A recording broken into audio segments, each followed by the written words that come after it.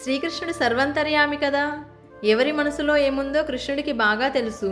ఇక దుర్యోధనుడి మనసులో ఉన్న కోరికను ఎరిగిన శ్రీకృష్ణుడు ఎంతో వైభవంగా ఏర్పాట్లు చేసిన దుర్యోధనుడి ఆతిథ్యాన్ని స్వీకరించకుండా పరమ విష్ణు భక్తుడైన విదురుని ఇంట్లో ఆతిథ్యాన్ని స్వీకరించి ఆ రోజు రాత్రి అక్కడే ఉంటాడు.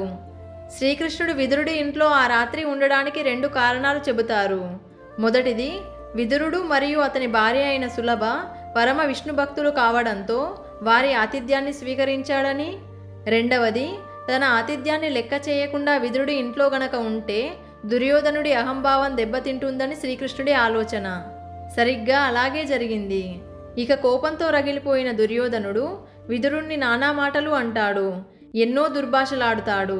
తనకంటే పెద్దవాడు అయినప్పటికీ విదురుణ్ణి అమర్యాదగా మాట్లాడుతాడు. ఆ రోజు నా తండ్రి రాజు కావడం నీకిష్టం లేదు, ఈరోజు నేను రాజు కావడం నీకిష్టం లేదు.